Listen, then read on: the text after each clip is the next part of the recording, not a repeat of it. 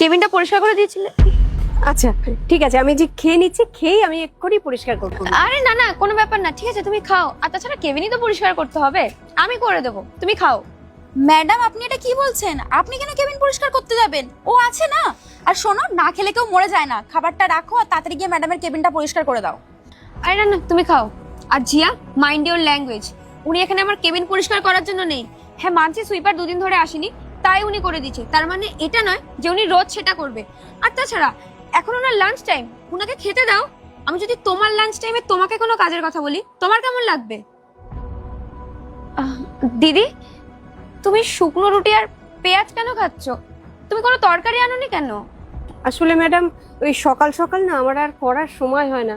ঘরের সমস্ত কাজ করে আমি তাড়াতাড়ি বেরিয়ে পড়ি, তাই আমি রুটিটাই আনি। ওই পেঁয়াজ দিয়ে আমার খাওয়া হয়ে যায় ম্যাডাম।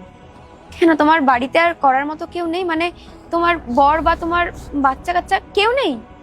না মানে আমার বর বাচ্চারা সবাই গ্রামে থাকে, আমি এই কাজটা করে ওদেরকে টাকাগুলো পাঠাই।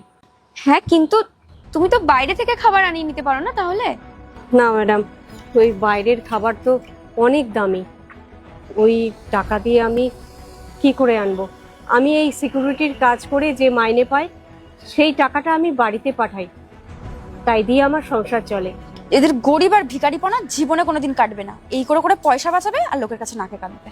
জিয়া, তুমি একটু 2 মিনিট চুপ করে দাঁড়াবে? আর তোমাকে না আমি বলেছি যখন আমি কথা বলবো তখন তুমি মাঝখানে কোনো কথা বলবে না। হ্যাঁ, কিন্তু তাহলে তুমি অফিসের ক্যান্টিনে কেন খাও না?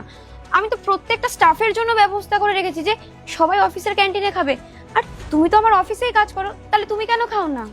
ম্যাডাম আপনি কিন্তু এদের কথা একদম শুনবেন না। এরা খেতে পেলে শুতে চায়। আপনি একবার এদেরকে খাওয়ার সুযোগ করে দেবেন, রোজ রোজ গিয়ে অফিস ক্যান্টিনে খাবে।